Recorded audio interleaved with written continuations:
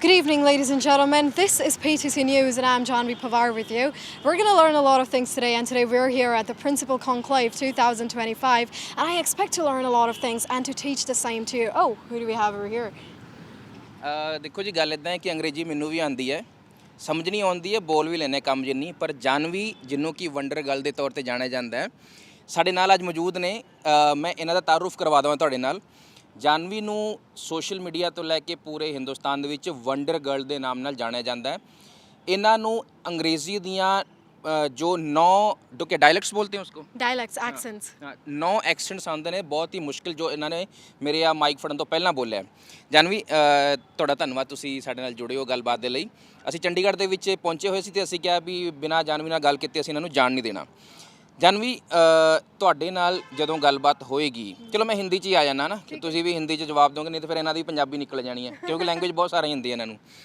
जैसे कि आपने बहुत कम उम्र है, आपकी 21 साल उम्र है ना अभी, और आपने इंग्लिश लैंग्वेज को जैसे मास्टर किया है, वो बहुत सारे इंस्टीट्यूट, बहुत सारे लोग कई कई साल लगा देते हैं लोगों को मास्टर करने में, है ना।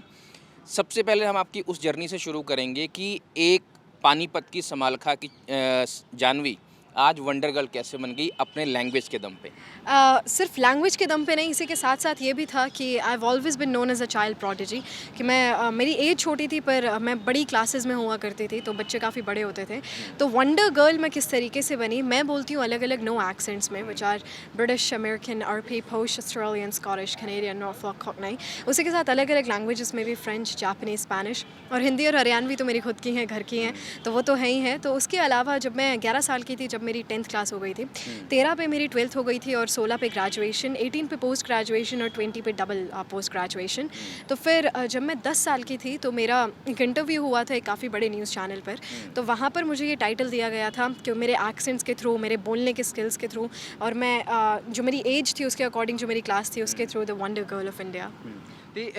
जानवी, ये बताइए आपकी जब आपने पहला स्टेप लिया था कि लैंग्वेज सीखनी है, वो जो इग्नाइट कैसे हुआ था कि नहीं ये लैंग्वेज मुझे सीखनी है, या कहाँ होता ना कि फर्स्ट टाइम कैसे वो आपको हुआ हो? ये एक्चुअली हर किसी का ये पहला ही क्वेश्चन होता है कि जानवी आपका ये ऐसे ही वो चिंगारी कहाँ से उठी कि आपको ये लैंग्वेज या फिर एक्सेंट सीखने हैं।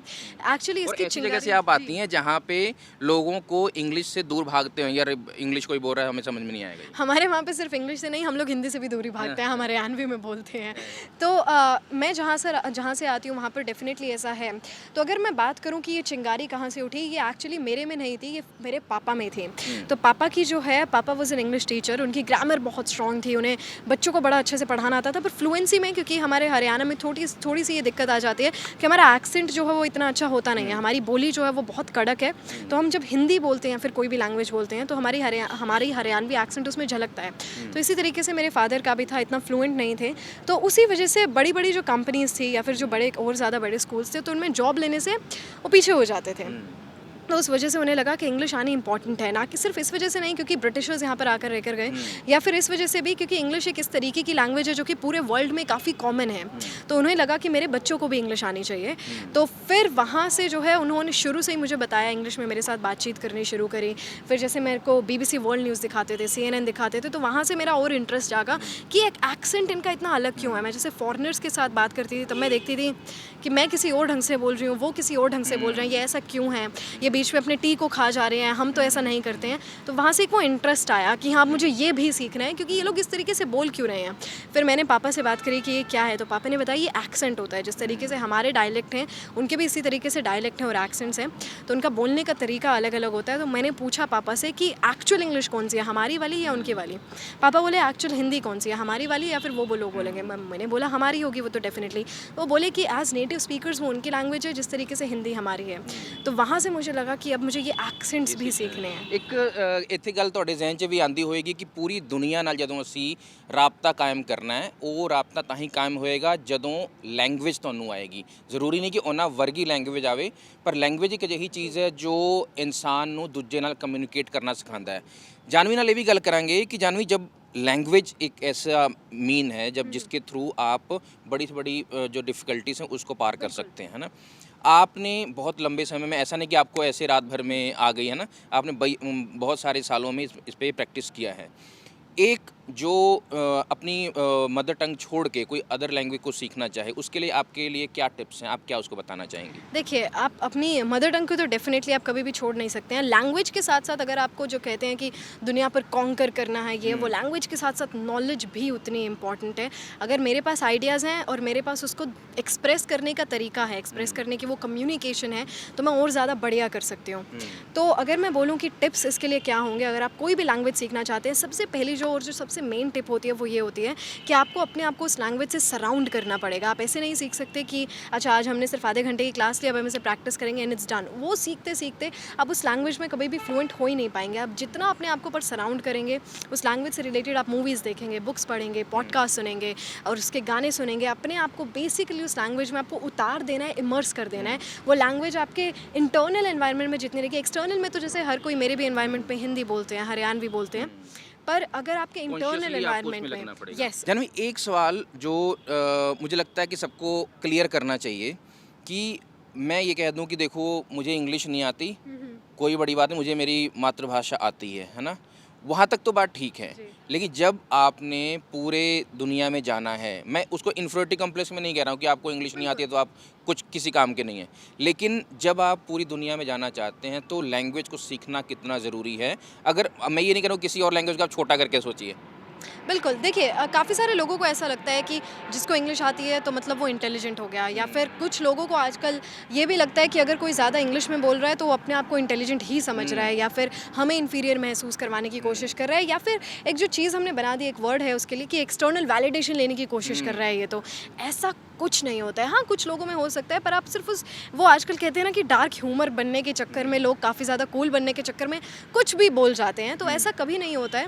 बात ऐसी है कि जब आपको अगर इंग्लिश सीखनी है या फिर कोई भी लैंग्वेज अगर आप सीख रहे हैं, तो हर एक लैंग्वेज की अपनी इंपॉर्टेंस होती है। हिंदी की एक अपनी इंपॉर्टेंस है, मेरे डायलेक्ट हरियाणवी की अपनी इंपॉर्टेंस है, पंजाबी की अपनी इंपॉर्टेंस है, तो हर किसी की अपनी इंपॉर्टेंस होती है। फॉर एग्जाम्पल अगर मैं अपने चाचा का ही एग्जाम्पल लूँ, so he is an airport manager in Jalandhar. तो यहाँ पर वो आए, so he knew English, Hindi and Haryanvi. यहाँ पर आने के बाद उन्हें पंजाबी भी सीखनी पड़ी। उन्हें देखा था कि हाँ, उनके सारे आसपास जो हैं हर कोई पंजाबी में बात कर रहा है, ताकि वो उस कल्चर में और अच्छे से मर्ज हो सके। ही लर्न दैट लैंग्वेज। उसका मतलब ये नहीं होता कि हम किसी को इन्फीरियर फील करवाने की कोशिश कर रहे हैं। हर एक लैंग्वेज की इंपॉर्टेंस होती है, उस इंपॉर्टेंस के अकॉर्डिंग हम उस लैंग्वेज को सीखते हैं। अब मैं हूँ जिस तरीके से, तो मुझे उसमें इंटरेस्ट है, पर एट द सेम टाइम मुझे एक्सेंट्स का बहुत ज़्यादा फ़ायदा भी है। मैं किसी के भी साथ, फॉरेनर्स जो भी होते हैं उनके साथ आराम से बात कर सकती हूँ।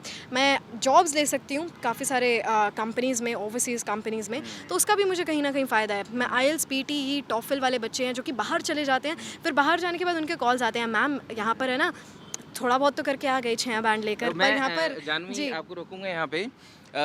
ਖਾਸਕਰ ਪੰਜਾਬ ਦੇ ਵਿੱਚ ਤਾਂ ਹੁਣ ਥੋੜਾ ਜਿਹਾ ਘਟਿਆ ਜ਼ਰੂਰ ਹੈ, ਪਰ ਪੰਜਾਬ ਦੇ ਵਿੱਚ ਜੋ ਆਇਲਸ ਇੰਡਸਟਰੀ ਹੈ ਉਹ ਇੰਨੀ ਜ਼ਿਆਦਾ ਵੱਡੀ ਹੈ ਕਿ ਹਜ਼ਾਰਾਂ ਕਰੋੜ ਰੁਪਏ ਦੀ ਇੰਡਸਟਰੀ है। बहुत सारे लोग जहाज़ भर के कहते ਅਸੀਂ बाहर चले जाना है ना।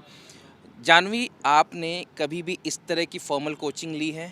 जो लोग आजकल जाते हैं आइल्स लेनी है, टॉफल पढ़नी है, ऐसी की फॉर्मल कोचिंग ली है कभी? जब मैं 5-6 साल की थी तब कोशिश करी थी, किसी ने नहीं दी, तो मैंने खुद से ही करा सब कुछ। जब आप कोई लैंग्वेज सीखना चाहते हैं, कोई भी लैंग्वेज हो, तो लिसनिंग कितना इंपॉर्टेंट है उसमें? सबसे ज़्यादा इंपॉर्टेंट लिसनिंग है। आप जिस चीज़ को सुन रहे हैं आप उसी तरीके से बोलते हैं, क्योंकि अगर आप एक छोटे से बच्चे का एग्जाम्पल ले, वो सबसे पहली स्किल जो है उसकी लिसनिंग ही होती है। वो जो अपने आस पड़ोस में सुनता है उसी चीज़ को वो रिपीट करता है। तो जितना आप इंग्लिश को सुनेंगे या फिर किसी भी लैंग्वेज को आप सुनेंगे, उतना ही आप उसी वे में रिपीट करेंगे। तो listening is the main part. Listening अच्छी है तो आपकी स्पीकिंग अपने आप अच्छी हो जाएगी, पर आपको स्पीकिंग के लिए प्रैक्टिस करनी होगी। पर आप जिस तरीके की लिसनिंग कर रहे हैं उसी तरीके से आपकी स्पीकिंग इंप्रूव होती रहेगी। ਕਿਉਂਕਿ ਜਾਨਵੀ ਨੇ ਮੈਂ ਜਿਵੇਂ ਪਹਿਲਾਂ ਦੱਸਿਆ ਕਿ ਰਾਤੋਂ ਰਾਤ ਇਹ ਸਾਰਾ ਕੁਝ ਅਚੀਵ नहीं ਕੀਤਾ, बहुत सालों की मेहनत है। जानवी, जो पेरेंट्स हैं जिनके घर में छोटे बच्चे हैं, है ना, उनको वो चाहते हैं कि हमें इसको अलग अलग लैंग्वेजेस सिखानी है, बेबी स्टेप क्या हो, उस बेबी के लिए बेबी स्टेप क्या हो? घर से शुरुआत हो, नहीं कोचिंग में जाना है, नहीं कुछ करना है, घर में क्या क्या ऐसी चीज़ें जिससे वो बच्चे को लैंग्वेज की तरफ मोड़ सकते हैं? देखिए, मैं गांव में पली बड़ी हूँ, तो हमारे गांव में होती हैं जैसे भैंस हो गई और बिटोड़ा हो गया और चूल्हा फूकनी और ये सब। तो इन छोटी छोटी चीज़ों को मेरे फादर ने बताया कि इन्हें इंग्लिश में कहते क्या हैं। तो इसी तरीके से जो आपके घर में चीज़ें हैं, उन्हीं चीज़ों को आप इंग्लिश में बस बोलना शुरू कर दीजिए, और वहीं से वो बच्चे के दिमाग में वैसे ही बैठ जाएगा। कभी भी उसको इस तरीके से मत सिखाइए, बेटा देखो ये फ़ैन है, फ़ैन मतलब पंखा, पंखा मतलब फ़ैन। वो 2 वो लैंग्वेज में उसे कंफ्यूज नहीं करना। पंखा इज़ पंखा, फ़ैन इज़ फ़ैन, दोनों अलग हैं। ऐसे मत करिए कि पंखा इज़ फ़ैन, फ़ैन इज़ पंखा। और फिर हो जाता है कि जब भी वो इंग्लिश में बोलने की कोशिश करेगा, सोचेगा उस लैंग्वेज वो उस लैंग्वेज को ट्रांसलेट करेगा अपने दिमाग में, तो वो बहुत ज़्यादा कंफ्यूजिंग हो जाता है। आप नेचुरली एक लैंग्वेज को तभी बोल पाएंगे जब आप उस लैंग्वेज को in the back of your mind आप ट्रांसलेट ना कर रहे हो, सोच ना रहे हो। That's it. ਉਮਰ 'ਚ ਜਾਨਵੀ ਮੇਰੇ ਤੋਂ ਕਾਫੀ ਛੋਟੀ ਹੈ, ਅੰਗਰੇਜ਼ੀ ਮੈਨੂੰ ਸਮਝ ਆਉਂਦੀ, ਜੋ ਜਾਨਵੀ ਬੋਲਦੀ ਉਹ ਸਮਝ ਆ ਜਾਂਦੀ ਹੈ, ਪਰ ਜਦੋਂ ਮੈਂ ਬੋਲਣ ਦੀ ਕੋਸ਼ਿਸ਼ ਕਰਦਾ ਤੇ ਫਿਰ पैदल हो जाते हैं ਅਸੀਂ, है ना।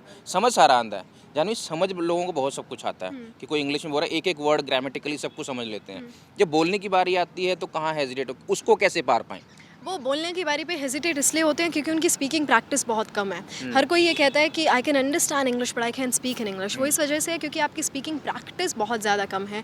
जब तक आप गाँव वाला किसके साथ प्रैक्टिस करेगा? अपने आप के साथ, मैंने हमेशा अपने आप के साथ प्रैक्टिस करी है। आप अपने आप के साथ बोले, जो जैसे अगर आप घूम रहे हैं कहीं पर भी, अब हम फॉर एग्जांपल यहाँ पर खड़े हुए हैं, तो मैं बोल सकती हूँ, oh that's a leaf, that's a green leaf, oh red green carpet, oh I am talking right now. तो इस तरीके के छोटे छोटे सेंटेंसेस, क्योंकि हर किसी को पता होता है ये छोटे छोटे वर्ड्स होते क्या हैं। अगर नहीं पता है तो हमारे पास डिक्शनरी है, फ़ोन है, सारी चीज़ें हैं। तो आप खुद के साथ बात करें, सोने से पहले हमेशा 10-15 मिनट खुद के साथ बातचीत करें। अच्छा, तो आज मैं इतने बजे उठा था, so today I woke up at this time, then I did this, then I did this. तो आप जितना ज़्यादा लिसनिंग करेंगे, आप उस चीज़ को साथ ही साथ इम्प्रूव भी तो कर रहे हैं। तो आप खुद हैं, अगर आप खुद के साथ प्रैक्टिस कर रहे हैं, आप उतना ही सीखते जाएंगे। आपकी उम्र 21 साल मैंने बताई, जी। अभी आप किस उस पर काम कर रहे हैं? मैं जब 19 साल की थी तब मैं असिस्टेंट प्रोफेसर बन गई थी। 19 साल से assistant professor, don't tell me. I am telling you. तो हाँ, अभी के लिए मैं असिस्टेंट प्रोफेसर हूँ and I teach communication and soft skills. Placement में मैं काम करती हूँ, जो स्टूडेंट्स के इंटरव्यूज़ होते हैं। उसके अलावा I run my YouTube channel with over 2 million subscribers and my Instagram channels as well. अभी recently मैंने अपना GATE एग्ज़ाम क्वालिफाई करा है, which makes me eligible for PhDs in IIT. तो उसके लिए अब मैं अपना रिसर्च प्रपोजल और वो सारी चीज़ें तैयार करूँगी. I have published approximately 3 to 4 research papers as well. एक दो अंडर रिव्यू भी चल रहा है अभी, so let's see what's gonna happen. मेरे सारे क्वेश्चन खत्म, जानवी अपनी अंग्रेजी से बोल के आप खत्म कर दो। All right. It was amazing talking to him. Definitely, he had a great talent of talking and, having that anchor personality. But ladies and gentlemen, thank you so much for listening to this amazing interview. I hope you got one or two things. And if you did that, if you're going to follow maybe one or two of these tips, then I'm pretty sure y'all are going to get to the next version. Thank you so much, everybody. And thank you so much to join me on PTC News. बस मैं भी घरे जाके सोचूंगा rewind करके भी की बोल रही है कोई। धन्यवाद।